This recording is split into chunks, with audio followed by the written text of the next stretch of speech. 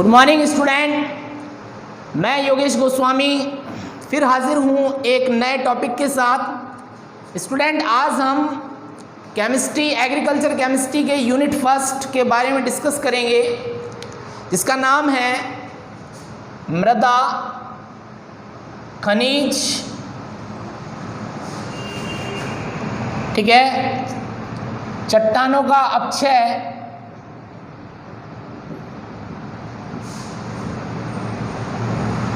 मृदा निर्माण। ठीक है student, soil, minerals, weathering of rocks and soil formation.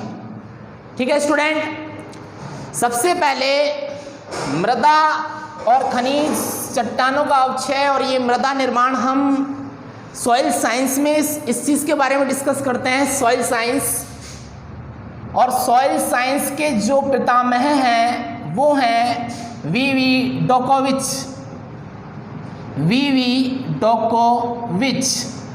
ये सॉइल साइंस के पितामह माने गए हैं। ठीक है स्टूडेंट, अब सबसे पहले हम मृदा के बारे में अध्ययन करेंगे, डिस्कस करेंगे। मृदा, जिसे हम सॉइल कहते हैं, क्या होता है? मृदा एक लैटिन भाषा का शब्द है, सोलम से मिलकर बना है। सोलम, जिसका शाब्दिक अर्थ होता है फ्लोर या फर्श। मृदा एक लैटिन शब्द सोलम से मिलकर बना हुआ है, जिसका शाब्दिक अर्थ होता है फ्लोर या फर्श, अर्थात पृथ्वी का जो ऊपरी आवरण होता है, जिससे पृथ्वी का ऊपरी आवरण निर्मित हो, उसे हम मृदा या सोलम कहते हैं। ठीक है स्टूडेंट, मृदा एक प्राकृतिक त्रिमीय खंड है। त्रिमीय खंड या थ्री डायमेंशनल एक सॉलिड 3 डायमेंशनल सब्सटेंस है, जिसकी गहराई होती है, लंबाई होती है और चौड़ाई होती है। 3 डायमेंशन का मतलब जिसमें 3 अक्ष होती हैं, एक्स अक्षो, वाई अक्षो और जेड अक्षो। तो एक त्रिमीय प्राकृतिक खंड होता है मृदा। ठीक है, और अलग अलग साइंटिस्टों ने इसको अलग अलग प्रकार से परिभाषित किया है। सबसे पहले जोफे और मार्बट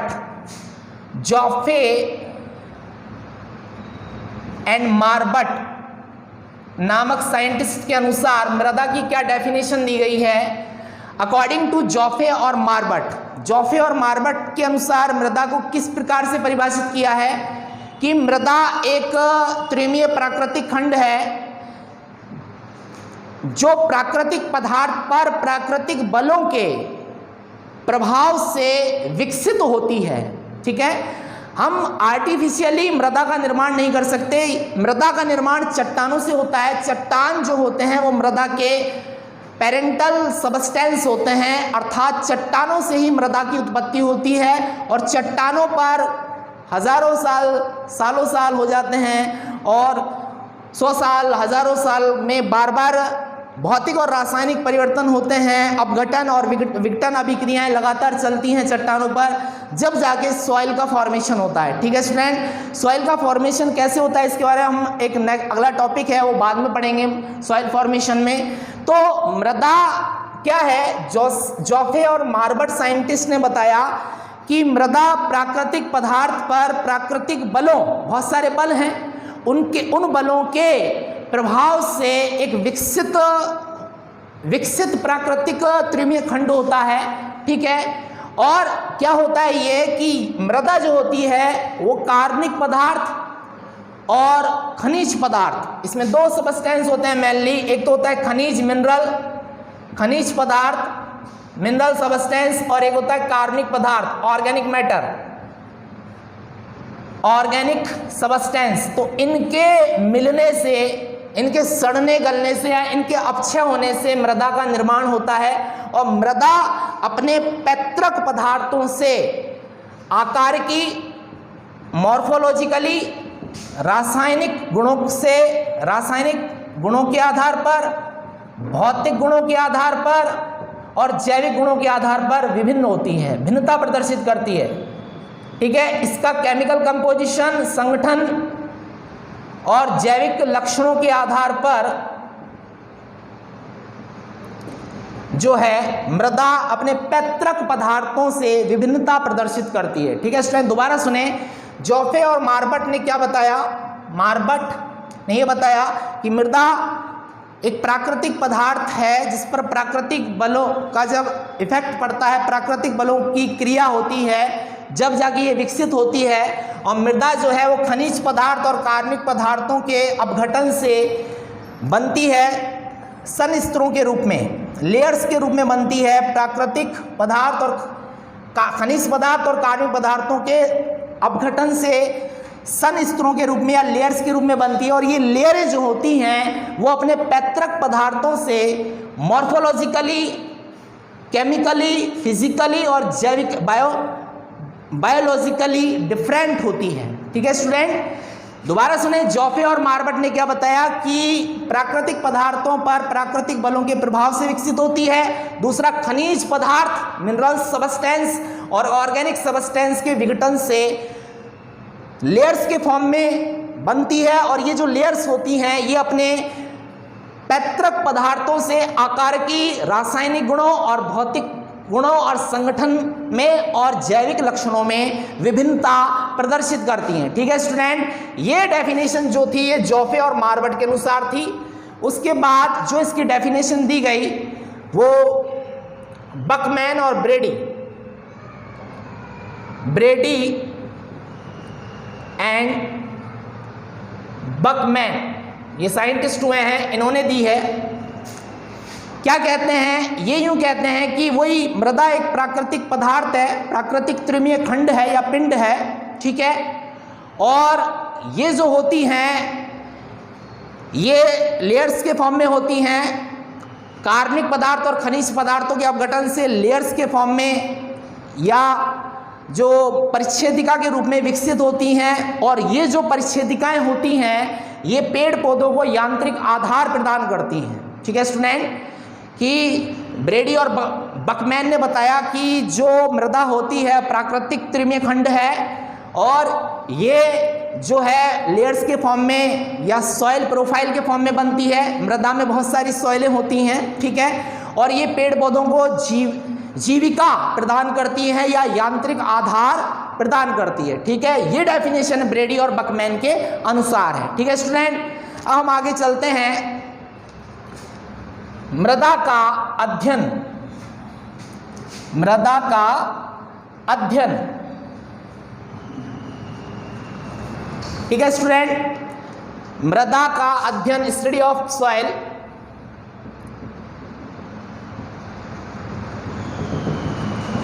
मृदा का अध्ययन दो पॉइंटों में किया जाता है। एक होती है पेडोलॉजी,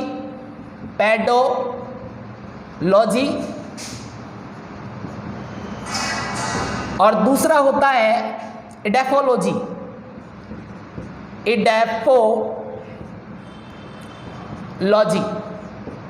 ठीक है स्टूडेंट, क्या होता है समझे नहीं? पेडोलॉजी में क्या होता है कि एक शास्त्र है, एक साइंस का एक ब्रांच है जिसमें मृदा का अध्ययन किया जाता है उसकी उत्पत्ति के आधार पर या ओरिजिन या उसके वितरण के आधार पर या उसके वर्गीकरण के आधार पर। ठीक है स्टूडेंट, पेडोलॉजी में मृदा का अध्ययन किया जाता है उसकी उत्पत्ति, डिस्ट्रीब्यूशन और क्लासिफिकेशन के आधार पर।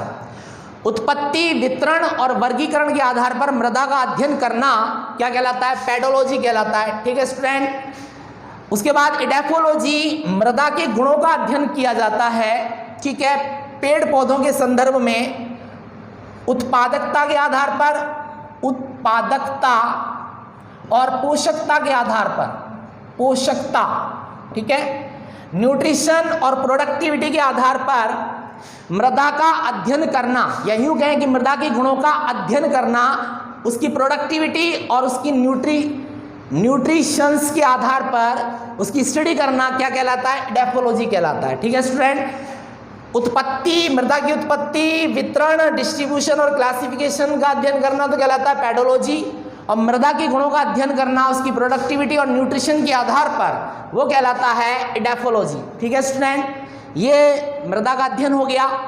अब बात आती है मृदा का अवयव, मृदा के अवयव। उससे पहले हम मृदा के कार्य पढ़ लेते हैं कि मृदा के क्या कार्य हैं। फंक्शंस ऑफ सॉइल, मृदा के क्या कार्य हैं, मृदा के कार्य। स्टूडेंट, मृदा का सबसे पहले कार्य यह है कि ये पेड़ पौधों को यांत्रिक आधार प्रदान करती है,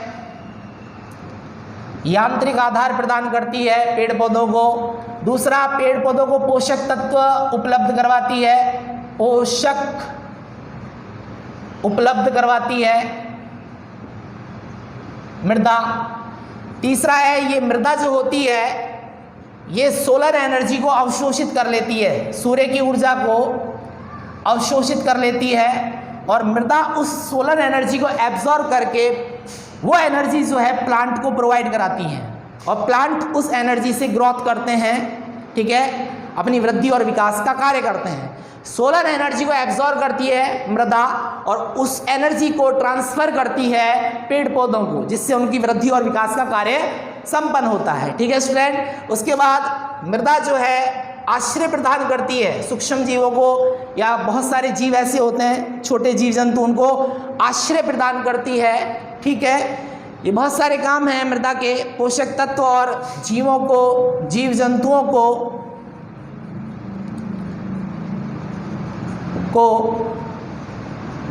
आश्रय प्रदान करने का कार्य करती है, ठीक है स्टूडेंट। दूसरा जो पांचवा होता है इसमें ये होता है कि जितने भी जैव भू रासायनिक चक्र हैं, जैसे नाइट्रोजन चक्र है, जल चक्र है, वाटर चक्र, जल चक्र, CO2 चक्र, ठीक है, गैस के जितने भी चक्र हैं, कार्बन चक्र है, फास्फोरस चक्र है, उसमें मृदा का बहुत बड़ा एक इम्पोर्टेंट रोल होता है।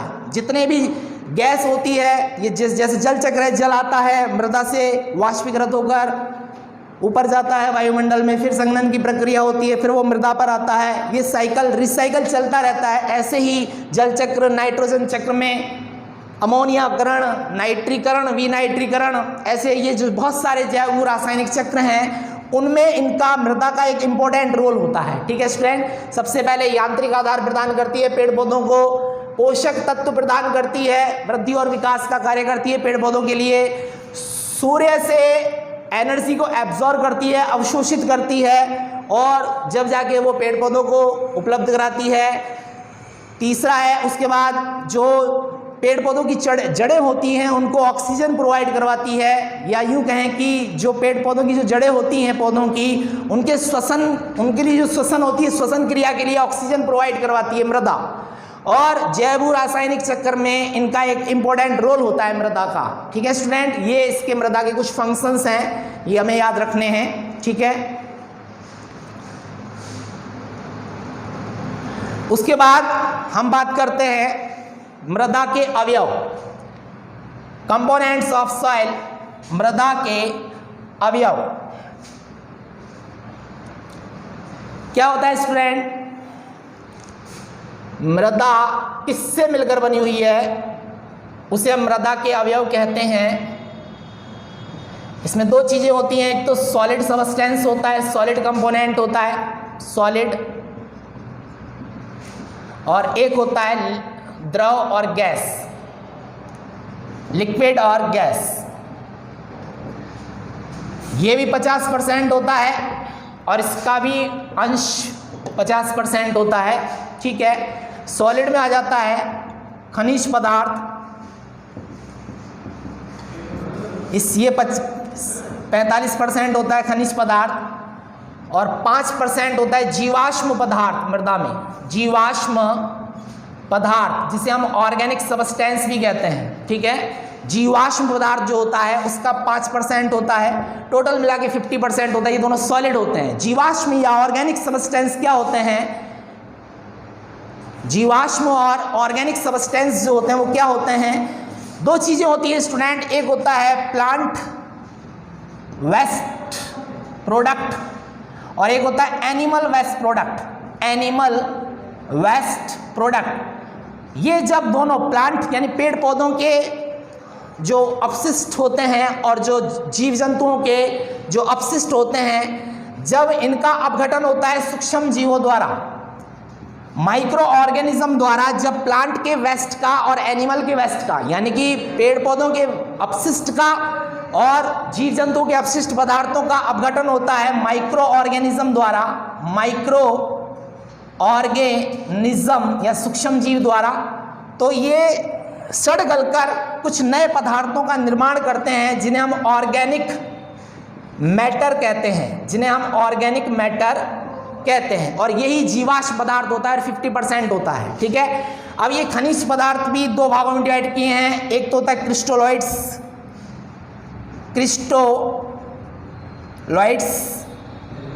और एक होता है कॉलॉइड्स। कॉलॉइड्स के कण वो होते हैं जिनका आकार 1 नैनोमीटर से 1000 नैनोमीटर के बीच में हो, और जो जंतु झिल्ली और पादप झिल्ली में से विसरित ना हो सकें, वो सारे कण कॉलॉइड्स कहलाते हैं। और क्रिस्टोलॉइड्स जो होते हैं वो होते हैं, इनका आकार 1 नैनोमीटर से भी कम होता है, 1 नैनोमीटर से कम होता है, और ये जंतु झिल्ली या पादप झिल्ली में से विसरित हो जाते हैं। क्रिस्टोलॉइड्स, तो खनिज पदार्थों को दो भागों में डिवाइड किया है, क्रिस्टोलॉइड्स और कॉलॉइड्स। उसके बाद जीवाश्म भी दो प्रकार के होते हैं। एक तो होता है निर्जीव या सड़ा गला हुआ, सड़ा गला ह्यूमस, और एक होता है सूक्ष्म जीव, जीवित सूक्ष्म जीव, माइक्रो ऑर्गेनिज्म। सड़ा गला ह्यूमस होता है, एक तो जीवाश्म पदार्थ भी दो भागों में होते हैं, एक सड़ा गला ह्यूमस होता है। ह्यूमस क्या होता है कि जब ऑर्गेनिक सबस्टेंस, कार्बनिक पदार्थ जो मृदा में पाए जाते हैं, उनका संगठन और विघटन होकर एक नया पदार्थ बनता है। जब कार्बनिक पदार्थ का संगठन हो और विघटन भी हो, यानी डिकम्पोजिशन भी हो, टूटे भी और दोबारा संगठन हो, तो एक नए पदार्थ का निर्माण होता है जिसे ह्यूमस कहते हैं, ह्यूमस। और दूसरा होता है माइक्रो ऑर्गेनिज्म। ठीक है स्टूडेंट, इसी प्रकार से 50% द्रव और गैस, इसे भी दो भागों में डिवाइड किया गया। एक तो 50% मृदा जल और 25% मृदा जल और 25% होता है मृदा वायु। तो मृदा जल जो होता है, मृदा के अंदर कुछ अंतरावकाश होते हैं, रंध्रावकाश या अंतरावकाश होते हैं, या मृदा के कणों के मध्य कुछ रिक्त स्थान या कुछ इंटरस्पेस बन जाते हैं। उन इंटरस्पेस में ही जो जल होता है वो मृदा जल कहलाता है, और यही जल पौधों की जड़ों को प्राप्त होता है। ठीक है, और मृदा वायु इन्हीं रंध्रावकाश में, मृदा के कणों के मध्य कुछ अवकाश होते हैं जिन्हें रंध्र अवकाश कहते हैं, पोर स्पेस कहते हैं। उनमें पाया जाने वाला जल मृदा जल, और उसमें पाई जाने वाली जो वायु होती है वो मृदा वायु कहलाती है। मृदा वायु में, मृदा जो वायु होती है उसमें नाइट्रोजन का परसेंट 78% होता है, ऑक्सीजन का परसेंट लगभग 21% होता है, और CO2 का जो परसेंट होता है वो स्टूडेंट होता है 0.3%। और ये वायु की परसेंटेज मात्रा से ज़्यादा होता है मृदा की CO2 का जो परसेंटेज होता है। वायु में तो CO2 का परसेंट 0.03% होता है, लेकिन मृदा में इसका परसेंटेज 0.3% होता है। ठीक है स्टूडेंट, तो ये चीज़ जो मृदा वायु है वो श्वसन, पौधों की जड़ों को श्वसन के लिए वायु उपलब्ध होती है, यही वायु जो है उपलब्ध होती है। ठीक है स्टूडेंट, ये मृदा के अवयव थे।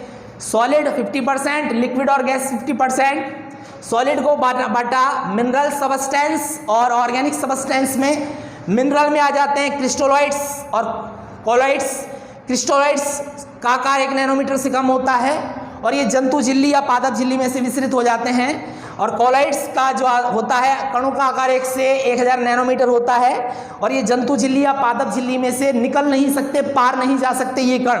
ठीक है, ये चले जाते हैं पार। जो जंतु झिल्ली और पादप झिल्ली के जो छोटे छोटे रंध्र होते हैं, छोटे छोटे सूक्ष्म जो छिद्र होते हैं, उनमें से ये तो निकल जाते हैं क्रिस्टोलॉइड्स, ये आयन होते हैं, पॉजिटिव और नेगेटिव पार्टिकल्स होते हैं, लेकिन ये आकार में बड़े होने के कारण उन रंध्रों में से विसरित नहीं हो पाते, आर पार नहीं जा सकते। ठीक है, उन्हें कॉलॉइड्स कहते हैं। फिर जीवाश्म क्या होता है कि प्लांट वेस्ट, प्लांट का अपशिष्ट पदार्थ और जीव जंतुओं का अपशिष्ट पदार्थ माइक्रो ऑर्गेनिज्म या सूक्ष्म जीवों द्वारा उसका डिकम्पोजिशन होता है, जिससे ऑर्गेनिक मैटर बनता है।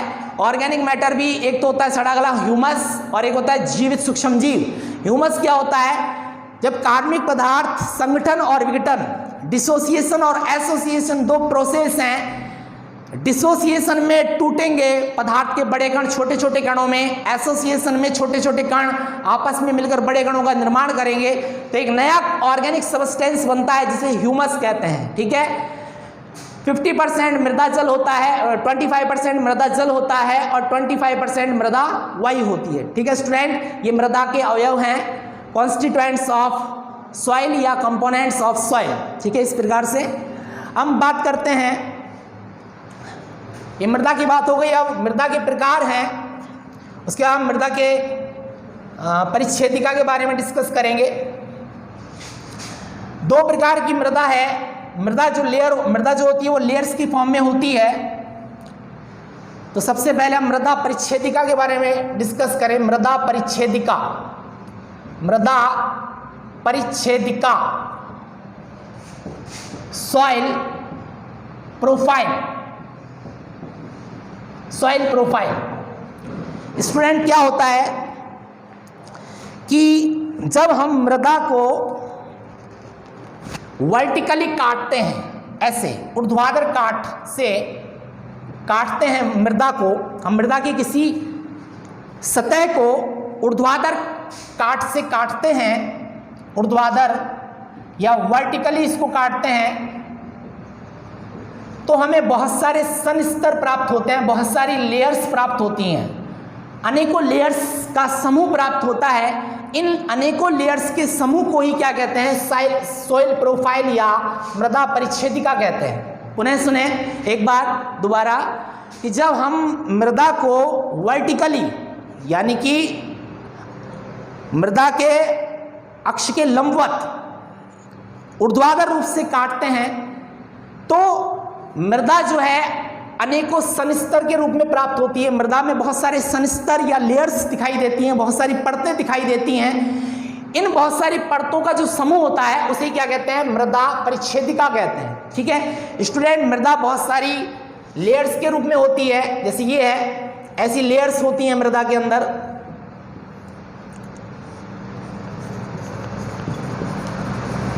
और हर लेयर्स का अपना एक कार्य होता है, उसका केमिकल कंपोजिशन अलग होता है हर लेयर्स का अपना।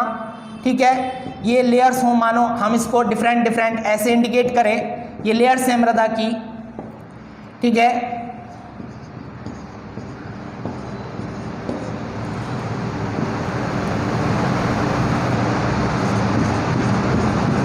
इस प्रकार से, जैसे ये सबसे पहले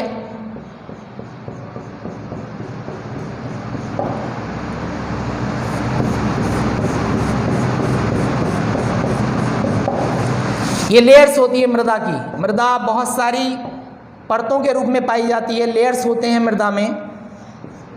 इसको हम ऐसे इंडिकेट कर सकते हैं, जैसे ये है, तो ये जो सबसे ऊपर जो लेयर होती है इसे हम ओ लेयर कहते हैं, ओ लेयर। और इसमें ऑर्गेनिक सबस्टेंस होते हैं। ठीक है, और ये सबसे ज़्यादा उपजाऊ होती है। इसे हम जो है कि पृष्ठ मृदा भी कह सकते हैं, सबसे जो उपजाऊ होती है, जिसमें ऑर्गेनिक सबस्टेंस और न्यूट्रीलाइट्स बहुत ज़्यादा होते हैं, न्यूट्रिएंट्स बहुत ज़्यादा होते हैं, उसे हम ओ लेयर कहते हैं। अब इसे भी दो भागों में डिवाइड किया गया है। कौन कौन से? सबसे पहले तो लेयर पढ़ेंगे, O layer, A layer, B layer, C layer और आर लेयर। ठीक है, ये मृदा के सनस्तर हैं। ओ लेयर को डिवाइड किया गया है O1 और O2 में, ए को डिवाइड किया गया है A1, A2 और A3 में, बी को भी तीन भागों में सब लेयर में डिवाइड किया है। सब लेयर, लेयर से भी सब लेयर,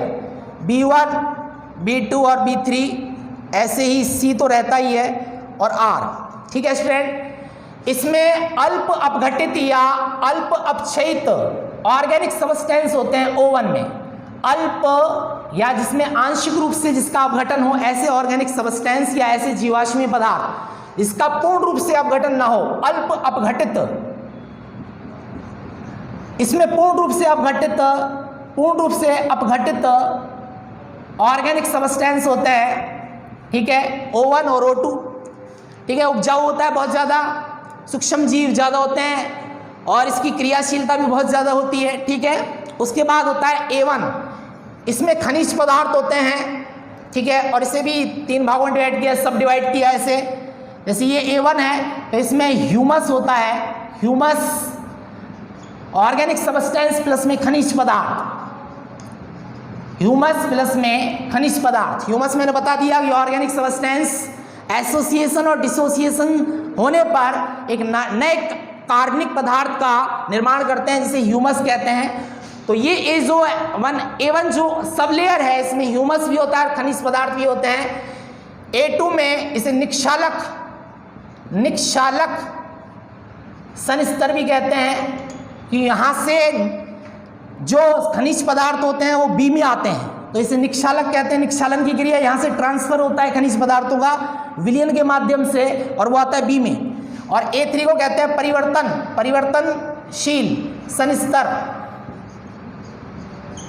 ऐसे ही B1 जो होता है ये परिवर्तनशील होता है, खनिज पदार्थ ट्रांसफर होकर B लेयर में आ जाते हैं, और B को भी सब लेयर में डिवाइड किया है, परिवर्तनशील सनस्तर। फिर ये जो होता है B2 होता है, ये निक्षालक है, तो खनिज पदार्थ A2 से आता है डायरेक्ट B2 में, तो ये हो जाएगा निक्षेपक। जहां संचयन होता है, जहां एकत्रीकरण होता है खनिज पदार्थ का, A2 से खनिज पदार्थ ट्रांसफर होकर B2 में आता है, तो ये निक्षेपक है। निक्षेपक सनस्तर या संचयन होता है, यहां पर खनिज पदार्थ का संचयन होता है, ठीक है। यहाँ पर खनिज पदार्थ इकट्ठा होता है, एकत्रीकरण होता है, तो इसे निक्षेपक कहते हैं। और B3 जो है ये अंतर्वर्ती होता है, अंतर्वर्ती सनस्तर, ठीक है स्टूडेंट। उसके बाद C जो है ये क्या होता है, ये पैतृक पदार्थ होता है, अपक्षयित या विघटित या अपक्षयित पैतृक पदार्थ से मिलकर बना होता है सनस्तर। और ये जो होता है कठोर चट्टान से मिलकर बना होता है, कठोर वेरी हार्ड रॉक्स लेयर, कठोर चट्टान से मिलकर बना होता है ये सनस्तर। ठीक है स्टूडेंट। तो मृदा का जब हम वर्टिकली मृदा को काटते हैं ऊर्ध्वाधर रूप से, तो उसमें बहुत सारी परतें होती हैं। इन बहुत सारी परतों के समूह को क्या कहते हैं, मृदा परिच्छेदिका। और हर मृदा के लेयर का या उसके सनस्तर का अपना अपना एक अलग अलग काम होता है, ठीक है। मृदा में जितना ज़्यादा ऑर्गेनिक सब्सटेंस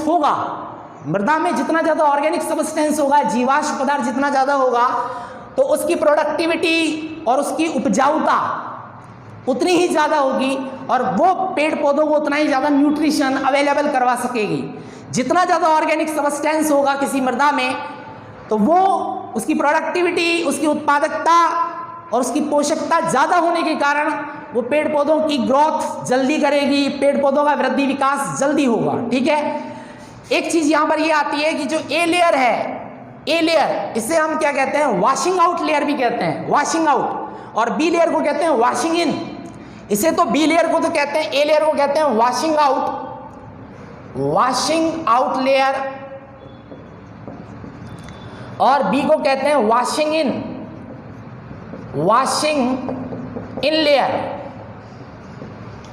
ठीक है स्टूडेंट। क्योंकि खनिज पदार्थ विलयन रूप में ए लेयर से ट्रांसफर होता है तो वॉशिंग आउट, और बी लेयर में जा रहा है तो यहां पर इसे कहते हैं वॉशिंग इन। बी लेयर को कहते हैं वॉशिंग इन, ए लेयर को कहते हैं वॉशिंग आउट, ठीक है स्टूडेंट।